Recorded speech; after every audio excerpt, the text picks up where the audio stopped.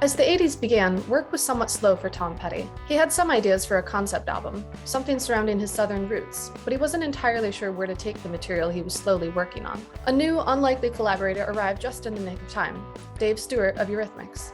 This is UCR's Odd Couples. Make sure to subscribe so you get videos like this one as they become available. Petty had never met Stewart, let alone worked with him, when he first recommended him to producer Jimmy Iovine. Iovine, at work with Stevie Nicks on her own solo album, had asked Petty if he had any new material to offer her. He didn't, but he suggested Stewart instead. Eurythmics' Sweet Dreams Are Made of This had recently been released, and it stood out to Petty in an era, as he put it in 2005, when music really turned to shit. People were trying to do something, but it was all these fakey keyboard sounds, he said, a lot of prancing and posing.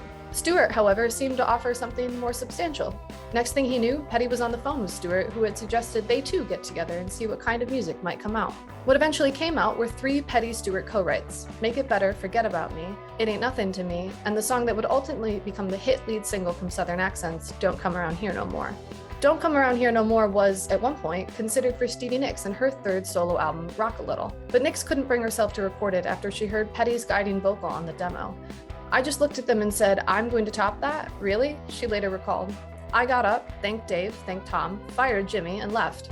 That went down in about 5 minutes. So Petty and Stewart continued on with the song, with Stewart playing guitar on his co-writes and earning a co-producer credit for Southern Accents. A few members of the band also contributed. Richard Manuel sang backing vocals, and Garth Hudson added keyboards to The Best of Everything, while Robbie Robertson also earned a production credit. Petty had also been inspired by another titan of early 80s music, Prince. I saw Prince doing what looked like an attempt at psychedelia, Petty said for the 2015 book Petty the Biography, and I loved it. It inspired me. The new faces and new sounds lent a fresh air to Southern Accents, but not every member of the Heartbreakers was always perfectly comfortable with the changes. They didn't embrace Dave the way I did, Petty later recalled. It was the first time somebody from the outside had come into the Heartbreakers circle, which was a really tight little circle. It wasn't necessarily about Stewart himself, but about Petty being pulled away from the original trajectory of Southern Accents. Tom started writing the record, from what I understand, by just writing words associated with the South: rebels, trailer, apartment. Then somehow out of those 3 words that became songs, 2 are left off the album, keyboardist Ben Montench later said, admitting that the presence of drugs throughout the course of the album's creation likely played a significant role in the choices made. I think if it weren't for the drugs, better music would have come out, he said.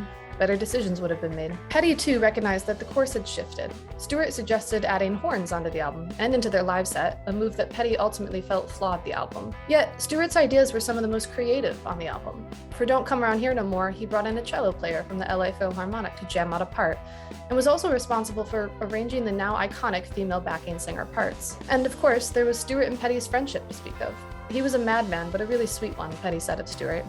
A month after Southern Accents' release in March 1985, Eurythmics released Be Yourself Tonight, ironically a more commercial-sounding record given their previous albums. It reached the top 3 in the UK and top 10 in the US. Meanwhile, Stewart had enjoyed his time in Los Angeles so much that he bought a house not far from Petty's. His Eurythmics bandmate Annie Lennox also moved out to LA not long after. It was Lennox who arrived with new clothes for Petty's family when his house was set on fire by an arsonist in 1987. Stewart stayed close with Petty while he recorded with his next band too. The Traveling Wilburys recorded in my house in my studio. It was like a big sort of family, Stewart said to ABC Radio in 2017, just after Petty's death, whom he called one of my best friends from '84 all the way through the 90s. I'm Allison Rapp for Ultimate Classic Rock. Make sure that you're subscribed to this UCR channel for all of the best news and history of classic rock and pop culture. And go ahead and hit the notifications button so you'll receive all of our latest videos and interviews like this one.